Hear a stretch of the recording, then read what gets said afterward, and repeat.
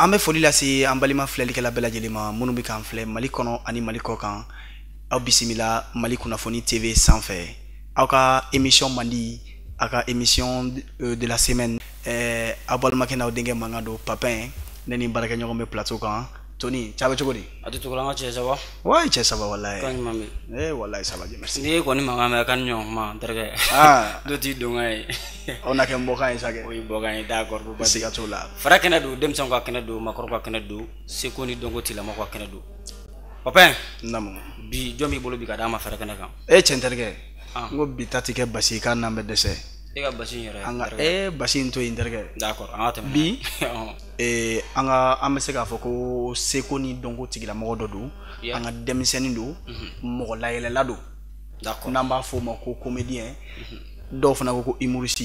Mais n b'a dɔn cɛnin mun don, talent b'a la, a bɛ se comédie la, a bɛ se humour la. D'accord. An bɛna kuma di an ka invité yɛrɛ ma. Ok. I jɔ, ne yɛrɛ ma fili fɔlɔ wa? Cɛ don wa muso don de? E ko ko invité masculin bɛ 5 ne yɛrɛ subhanalahi. Bon je kɔni b'a la. D'accord. Invité, ko di baasi tɛ yen? Baasi foyi tɛ n na. So b'an ka ɲininkaliw ta yɔrɔ jan, an t'a ɲininka cɛ ni muso ko la fɔlɔ. Cɛ bon je b'a la sa o sera cɛ.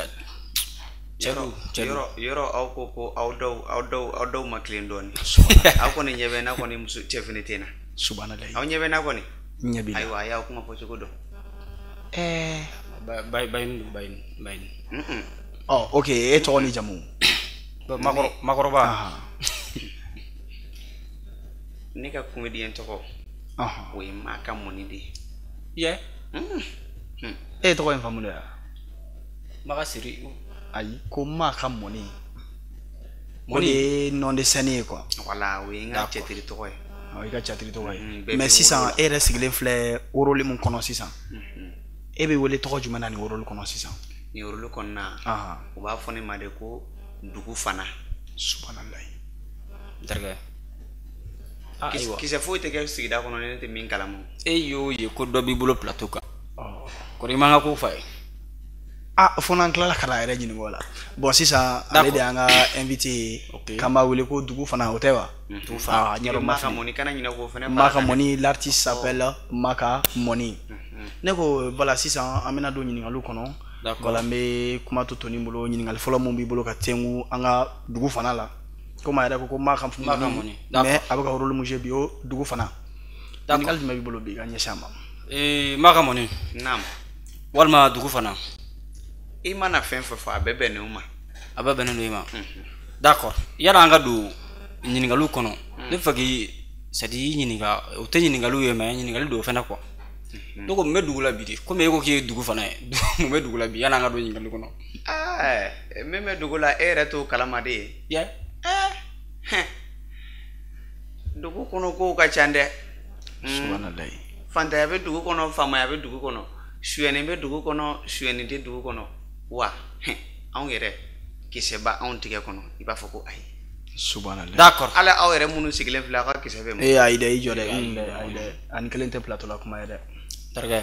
Ni kelen tɛ plateau la kuma. Ne y'a f'i ye i ka invité woloma. I hakili to i jɔ sa. I hakili to i yɛrɛ la ni kelen tɛ plateau la kuma ye. Anw ka fanaya n'an ye ɲɛda lajɛ dɔrɔn an b'a dɔn ko min b'i kan. D'accord Maka Mɔni an ka bi kibaruya an k'o to yen. Parce que i kana taa ne ka cɛ tɛ ɲuman ye i kana taa ka kunnafoniya dɔ di maaw kulo o da bɛ sɔn ka diya u la han. Voilà donc Dugu Fana. Humour de ka di ye. Kosɛbɛ. Comédie ka di ye. Kosɛbɛ. Ne ko mun ye e orienté ka taa ni domaine in na. I donna la cogo di jusqu'à ce que i yɛrɛ sɔrɔ Maka Mɔni i bɛ musoya rôle jouer i bɛ cɛya rôle jouer. Mun nana n'o ye o ye tan. Bon précisément fɛn yɛrɛ a kanu bɛ ne na kosɛbɛ. Cɛtiri ye fɛn dɔ ye ne bolo ni ne b'a kɔnɔna la min yɛrɛ sɔrɔ a kɔnɔna la nisɔndiya b'o la c'est-à-dire fɛn caman b'a kɔnɔna la min yɛrɛ bɛ nisɔndiya sira kan quoi. Voilà ne bɛ cɛtiri in kɔnɔna la a ka di n ye diya n ye yɛrɛ sira kan parce que à chaque fois ni n sigilen yɛrɛ tora n yɛrɛ ma ni ma yɛlɛko fɛn dɔ kɛ a bɛ n gêner quoi. n'i y'a faamu sa e donna la par plaisir quoi. Voilà, fɛn yɛrɛ de ka di n ye kosɛbɛ. Par plaisir. Voilà. Mais ne ko u b'a fɔ dɔw ma ko comédien k'a fɔ dɔw ma ko humoriste. Mais ne ko e bɛ se ka nin fila différence d'an ma humoriste ani comédien. E humoriste de wa ou bien e comédien de? Bon, généralement ne y'a fila bɛɛ de. Ne bɛ humour kɛ, ne bɛ comédie fɛnɛ kɛ. Tu vois? Voilà. Genre ni ko comédie kɔnɔna la humoriste o fɛnɛ bɛ comédie kɔnɔna la quoi. Ya bon, c'est-à-dire ne b'a bɛɛ de kɛ généralement tout.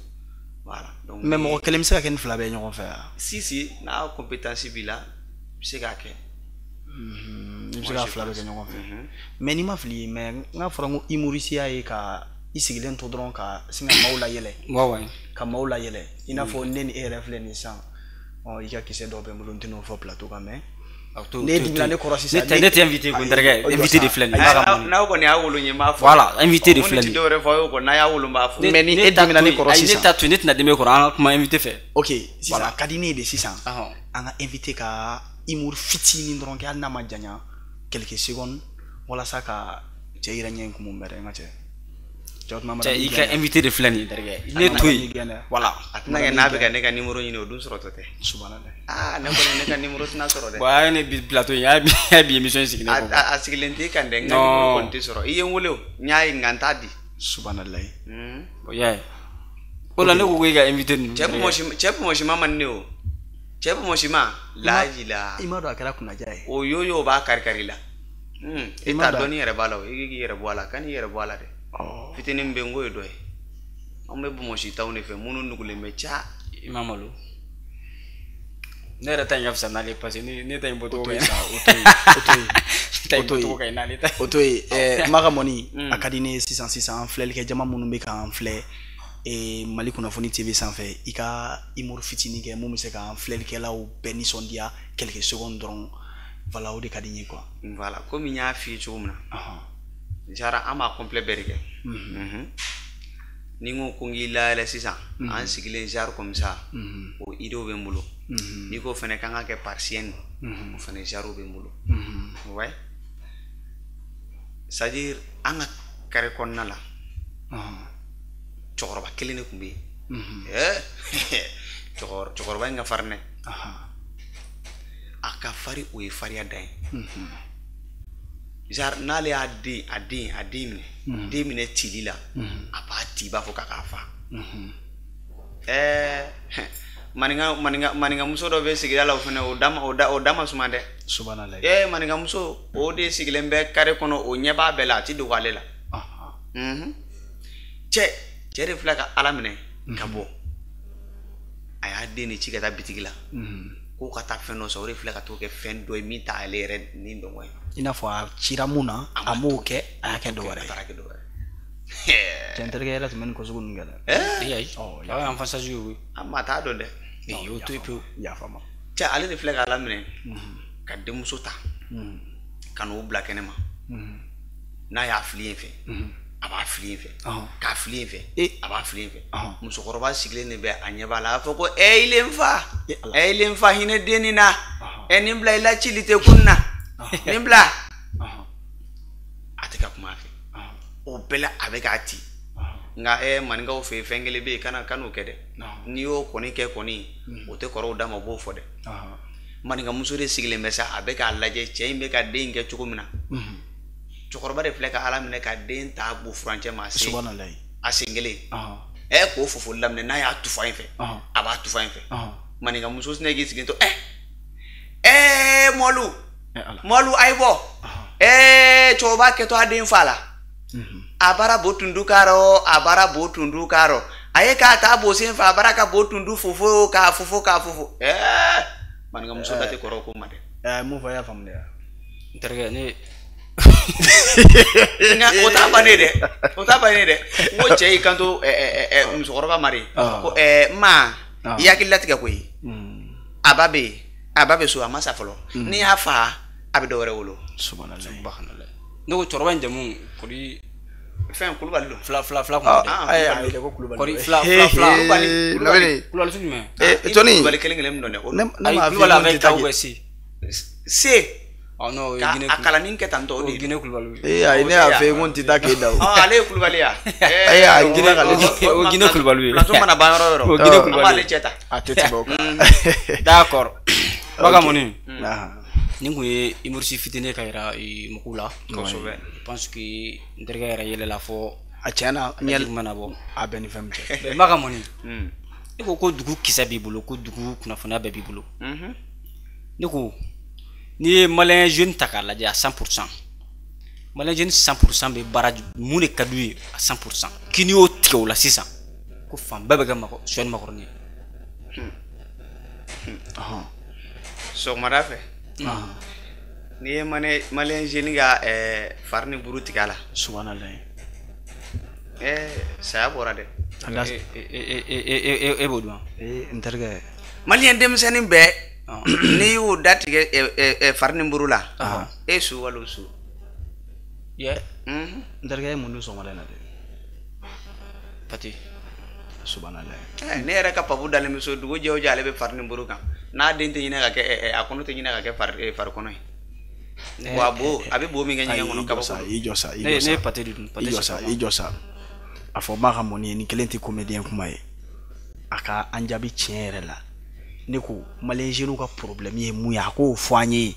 A ka comédien kuma dabila. A ka kisɛ a ye mun mɛn dɛ kisɛ. A yɛrɛ m'a fɔ ko kisɛ de b'a bolo. A ka kisɛ d'a ma. Kisɛtigi don.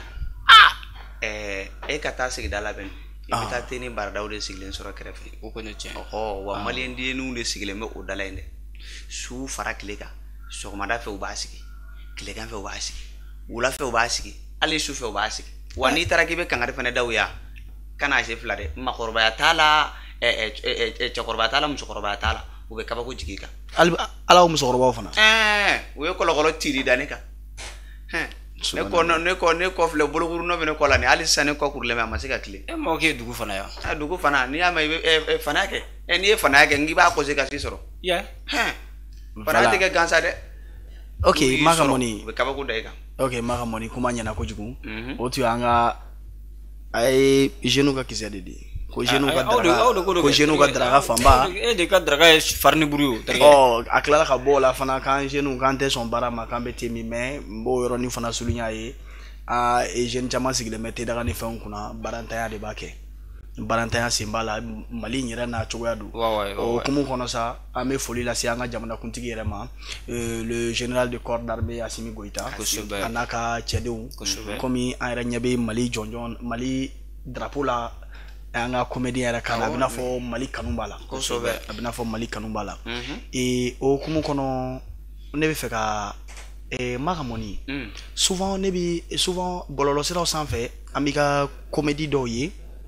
An bɛ se k'a fɔ an bɛ ka vidéo dɔw ye sur les chaînes dɔw la i bɛ conseil di dɔw la fana i jɔlen bɛ kɛ kɔgɔbolonin dɔ la i bɛ ka sigida kisɛw di cɛ kisɛ b'a bolo n terikɛ n'i m'i farati i b'i ta mɛn a la dɛ.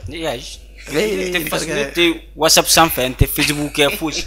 Voilà sisan ne ka ɲininkali ye fɛn min ye sisan e ka kɔgɔbolonin fɛn ye e y'a ta radio bali ka wuli mɔgɔ de fɛ wa ou bien e yɛrɛ ni concept sɔrɔ cogo di parce que an bɛ kɔgɔbolonin ye radio bali ka wuli mɔgɔ de la olu de ka kɔgɔbolonin ka ca Tarawele ni Kulubali tɛ ayi Tarawele ni Dunbiya voilà sinon n ka cɛ Kulubali man d'u ye n'i farati k'u wele u ka plateau la u bɛ kabako da i kan Kulubali man d'u ye ka kɔrɔ e fana ye Kulubali ye ne yɛrɛ dabali ma ban o concept in e y'a bɔ radio bali ka wuli mɔgɔ de la ou bien jɔ n'a f'i ye n'an bɛ émission na an ka invité ta i ka ne to yen voilà ne to yen i ka invité ta mais ale ye Kulubali non ale bɛ baw de i ma ɲininka o la a fɔra de k'i ka Baga mɔni b'i bolo yan a dun fɔra ko Kulubali Baga mɔni b'i la Baga mɔni o to yen i ka ɲininka i ma ɲininka min na ka n'o jaabi ayi terikɛ tɛmɛ i ka question ye ok sisan a ka di ye Baga mɔni i ka o yɔrɔnin jaabi e ka concept ye a bɔra radio bali ka wuli mɔgɔw de la ou bien e ka concept in sɔrɔ cogo di. Bon, en vrai dire, parce que moi, généralement, je suis réfléchi. Je suis qui a vu Jarane ou bien Jarane. C'est-à-dire, art qu'on a la chatir là. Vraiment, absolument, qui t'a mais ni bi copier des manières réfléchies ka système na cogo min na voilà donc kɔni vraiment an bɛ se k'a fɔ tiɲɛ yɛrɛ la n ye a ta arajo barika wele mɔgɔw fɛ voilà n'u yɛrɛ tulo bɛ na vraiment m'u ka vidéo suit mɔgɔ ko ka di n ye souvent n yɛrɛ bɛ se k'u ka idée dɔw ye n m'a fɔ ko n b'a ta mais n b'a ye k'a fɔ bon o la c'est pas joli à voir quoi. A bɛ kɛ plagiat ye quoi. Voilà donc i k'a kɛ i yɛrɛ ka propre fond na ani i yɛrɛ bɛ i k'a k'i ka propre manière idée la quoi. Voilà ani i yɛrɛ ka idée la quoi ya sinon vraiment n kɔni ko kɔni n y'a ta olu fɛ. N y'a ta olu fɛ. Voilà. N'i y'a faamu sisan e bɛ arajo bali ka wuli mɔgɔ ka di e ye kosɛbɛ quoi. Trop même. Ok. Ko ka di n ye yɛrɛ de. O kɔrɔ n'u ka ko ka d'a ye cela veut dire que a ko b'a kɔnɔ don dɔ la ka se ka gɛrɛ u la u ka baara kɛ ɲɔgɔn fɛ mais est ce que e ye arajo bali ka wuli mɔgɔw ɲini ka kumaw fɛ ou bien ka gɛrɛ u la position dɔ i n'a fɔ dɔgɔnin kɔrɔya la parce que a bɛ n'a fɔ olu fana mɛnna baara in na dɔɔni ni e est ce que a essayé ka gɛrɛ olu la ou bien ka gɛrɛ comédien wɛrɛ la mun ti olu fana ya. Bon pour le moment kɔni ma a yir'u la k'a fɔ n bɛ gɛrɛ u la i m'a ye parce que yɔrɔ fɛn in filɛ a ma nɔgɔn quoi n'i yɛrɛ bɛ a sira kan kɔrɔbalen minnu bɛ yen nɔ donc n'i bɛ gɛrɛ u la il faut que i ka gɛrɛ u la de manière u yɛrɛ b'a faamuya nɔgɔya la cogo min na yala donc n bɛ wagati min na tiɲɛ yɛrɛ la n m'a ɲini u fɛ fɔlɔ k'an ka vidéo kɛ n ma gɛrɛ u la fɛnɛ mais n sera ka mɔgɔ kelen min yɛrɛ ka gɛrɛ mɔgɔ kelen min na très bien même o ye n ka idole de ye. Idole yɛrɛ quoi. non ale kɔni Mali bɛɛ mɔgɔ si t'ale kan.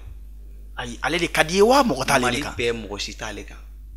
Comédie wa humour. Comédie humour tout i mago bɛ fɛn fɛn la Mali bɛɛ mɔgɔ si t'ale kan. O tɔgɔ o jɔn ye. O jɔn ye. Sulemani Keita. Tite Kante. E cɛw ne tɔgɔ ma ye dɛ n terikɛ. Sulemani. Ayi e ka cɛ n terikɛ n tɔgɔ tɛ Sulemani n ka cɛ bɛna n kɔnɛ o fana na. Tɔgɔ jɔn ye. N tɔgɔ Solo n ka cɛ bɛna n kɔnɛ o fana na. A bɛ n'a fɔ bita dagare la dɛ. A bɛna n kɔnɛ o fana na o. Ne tɛ tɔgɔ dɔn ko n terikɛ. Tɔgɔ Solo. Ne t'i tɔgɔ dɔn dɛ ne yɛrɛ t'a ɲini k'i tɔgɔ dɔn. I ko ko Papin de y'o de fɔ plateau sanfɛ. N nana tɔgɔ foyi fɔ n ɲɛna.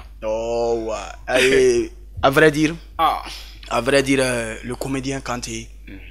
Et on peut dire que c'est l'humoriste Kanté, on peut dire le comédien Kanté parce que vraiment c'est un gars que moi-même j'apprécie vraiment. J'apprécie vraiment wallahi. Et Mali kɔnɔ yan nɔ i bɛ se k'a fɔ k'i ma deli ka Kanté i ye vis-à-vis mais k'i ma deli ka a ka comédie dɔ lajɛ ou bien k'i ma deli k'a tɔgɔ mɛn n terikɛ o kɔrɔ b'a jira que e ma deli ka téléphone yɛrɛ digi quoi hali n'i ma deli ka téléphone digi i bɛ taa sɔrɔ dɔ de la ka jouer i kɛrɛfɛ. O ye tiɲɛ ye mais sisan e yɛrɛ ko Kanté de y'i ka idole ye a ka di e yɛrɛ ni kun ye fo k'a dépasser ni mɔgɔ kɛra i ka idole ye a ka di i ye kojugu de o tɛ yan n terikɛ. O idoliya in kɔnɔna la sisan est ce que e wulila ka se Kanté ma ou bien e contact ɲini ni Kanté cɛ wa ka gɛrɛ a la i n'a fɔ baaraɲɔgɔnya ni fɛn ninnu kɔnɔna la e gɛrɛla Kanté la. Ne ni Kanté ka vidéo dɔ bɛ yen ne b'a la. Kanté Mama n'a fa. Mama n'a fa. Oui. Voilà donc Kanté u ka partie dɔ bɛ yen nɔ ne b'o la kosɛbɛ. Kuma kelen-kelennin min fɛnɛ bɛ to ka taa fɛ yen nɔ hali ni Kanté yɛrɛ ne ye sisan nɔ a bɛ ne dɔn. O kɔrɔ ko kɔrɔtan ka d'a ye kosɛbɛ. Ayi voilà ne delila k'u ka fili dɔ fiyɛ. Voilà. I Kanté ka ballon ko Kanté yɛrɛ ɲuman na n'ale bɛ taa tournoi la ale ka ballon tan don bilalen don n'ale bɛ ballon tan don min na o bɛ yen nɔ a bɛ scène kɛ don min na o bɛ yen nɔ ale ka ballon tan kɔni o tɛ ci effectivement n fana delila k'a ye tournoi la a bɛ chance di jeunes ma u ka tournoi organiser a yɛrɛ bɛ participer a caman na a t'a yɛrɛ bonya mɔgɔ ma c'est quelqu'un qui est sociable il est toujours avec les jeunes il accompagne toujours les jeunes et puis talent il est bourré de talent quoi.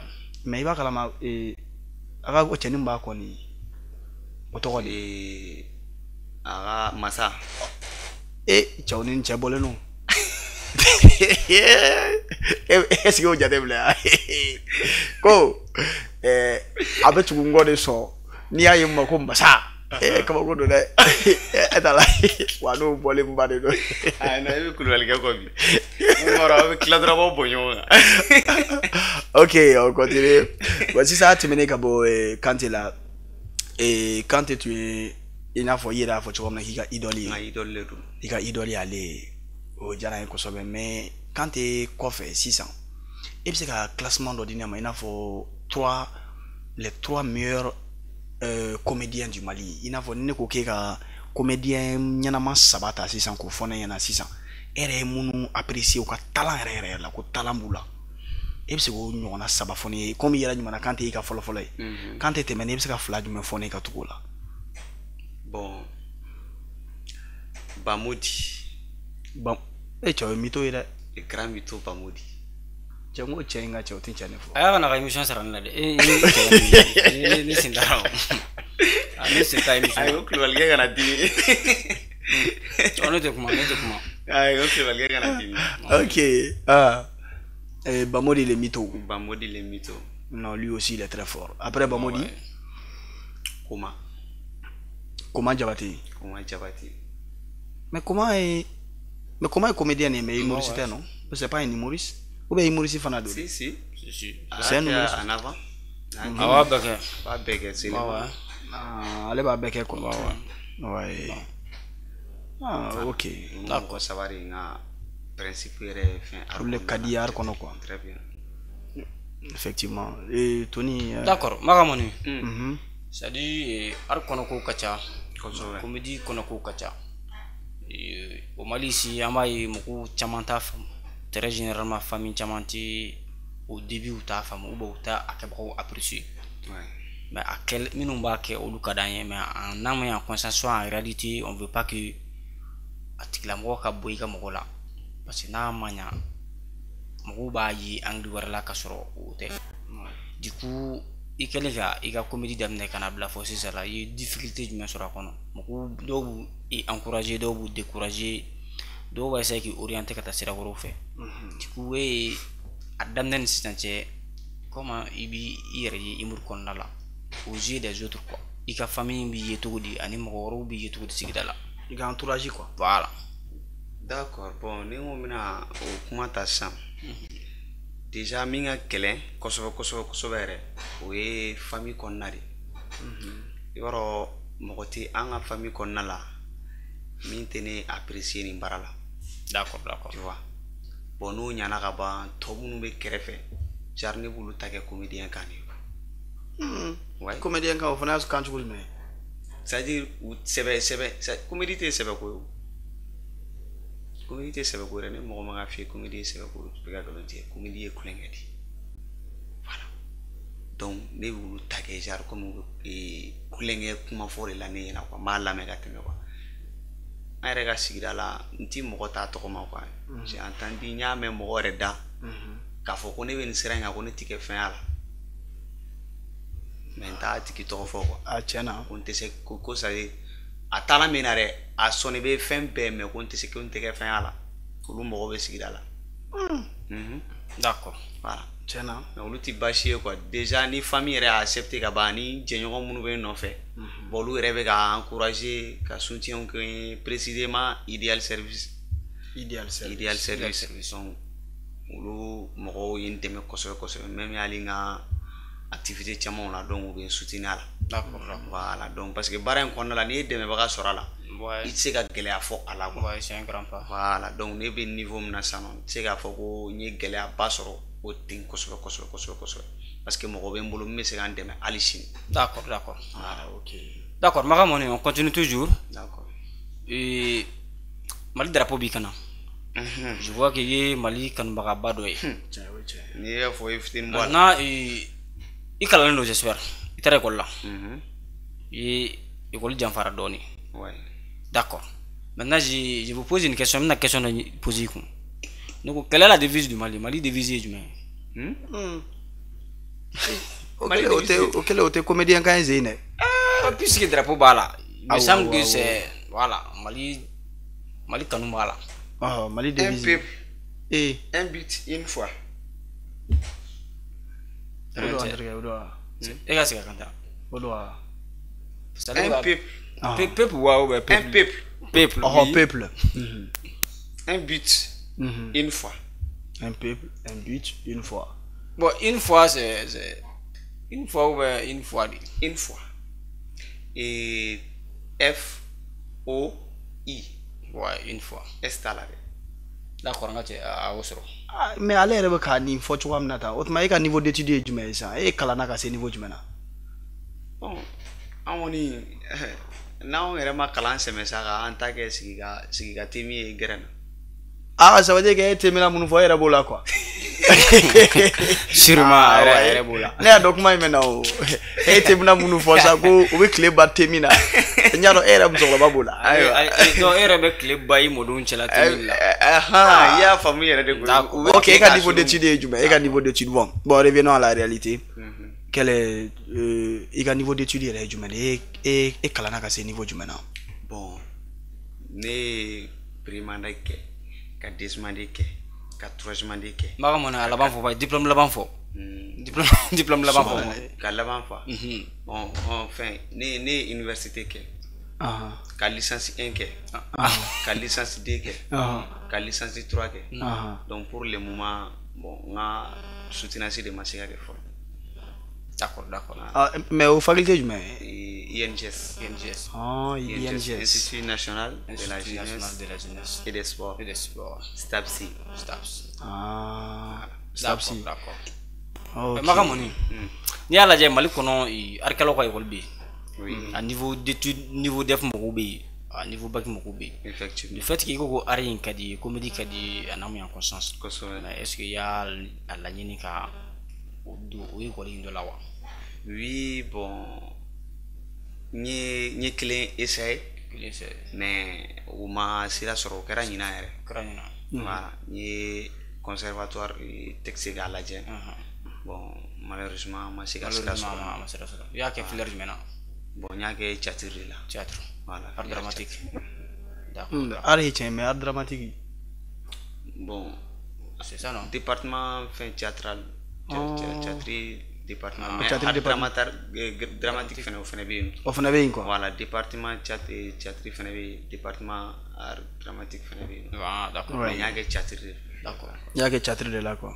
oui je vois ok sisan Magamoni toujours on continue avec d'accord oui avec les questions voilà avec les questions je pense que d'ailleurs même émission bɛ ka se à terme ma effectivement émission bɛ ka se à terme ma c'est gâteau là Magamoni ne ko c'est à dire kumakan laban jumɛn b'i bolo ka di lamɛnnikɛ jɛkulu ni filɛlikɛlaw ma c'est à dire a n'a mo humour kɔnɔna la e bɛ conseil jumɛn di jeune comédien ma jeune humoriste ma en 30 secondes comme ça d'accord comme ça d'abord n bɛ foli di n yɛrɛ bɛ téléso min na fɔlɔ Mali kunnafoni TV d'accord donc n bɛ foli di a baarakɛla bɛɛ ma a diyara n ye kosɛbɛ donc nin t'a la dɛ a bɛ stage la quoi ale t'a la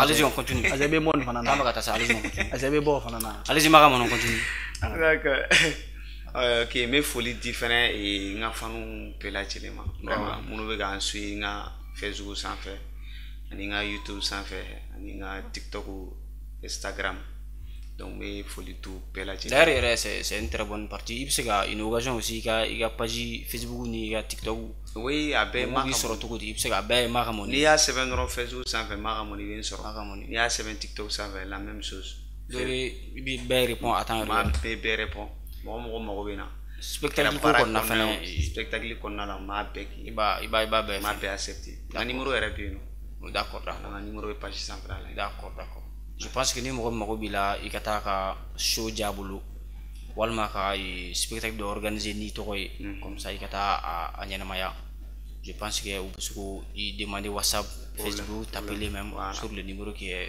pour que a kana gɛlɛya n ka fanu bolo d'accord c'est très bien ok ça c'est bien ouais mais ne ko ne ka ɲininkali bon comme ɲininkaliw b'u sɛnsɛn ka se a laban yɔrɔ la dɔɔni Magamoni delila ka spectacle dɔw kɛ e delila ka spectacle dɔw kɛ oui i n'a fɔ i yɛrɛ ka spectacle organisé len awɔ n ye spectacle kɛ n hakili la spectacle 2 ɲɔgɔnna n y'o de kɛ bon avant ça n delila ka fête dɔ organiser an yɛrɛ ka sigida la n'o ye 8 mars ye musow ta o de kɛra n ka première activité yɛrɛ événement yɛrɛ fɔlɔ voilà donc après n ye spectacle fɔlɔ kɛ o kɛra lycée Falaba kɔnɔna la lycée Falaba isa lycée Falaba tilala ka 2nan kɛ o yɛrɛ kɛra ɲinan seli tɛmɛnen na Nina selina.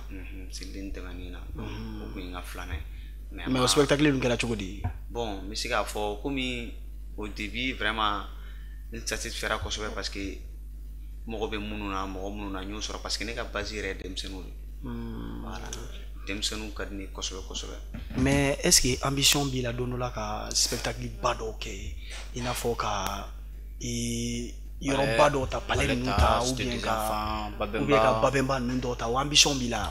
O ambition bɛ n na c'est pour cela que n tɛ ka baara bila voilà parce que n bɛ fɛ ka tɛmɛ hali n yɛrɛ ka idole la voilà n kana se k'a ɲɔgɔn bɔ sa mais n bɛ fɛ ka tɛmɛ a la voilà donc o ambition bɛ n na n bɛ fɛ ka palais ta c'est-à-dire activité bɛ kɛ yɔrɔ minnu na piscinaire ma ka caya belebeleba ni yɔrɔ fitininw yɛrɛ belebelebaw o tɛ mɔgɔ fitinin fɛ voilà donc n bɛ fɛ ka o de o kɔni n bɛ fɛ k'o sira ta kosɛbɛ yɔrɔba dɔw ta quoi.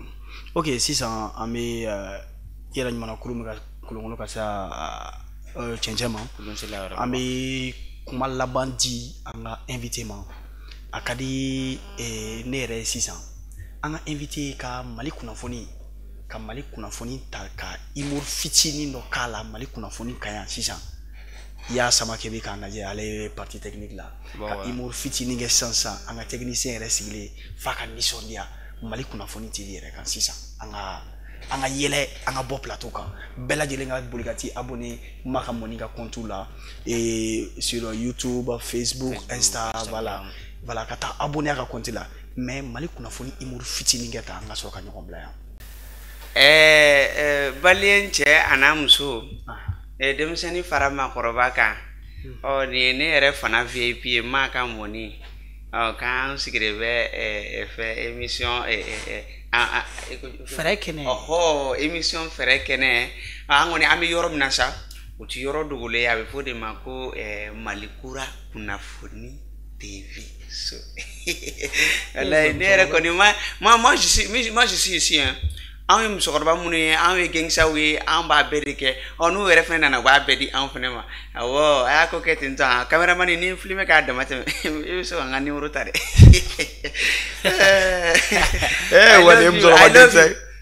aw bɛɛ foli nɔ I love you caméraman I love you minnu yɛrɛ fɛnɛ bɛ ka kuma ne fɛ I love you. Ok an b'a fɔ bɛɛ lajɛlen ye aw k'an bɛn a ɲɔgɔnna wɛrɛ ma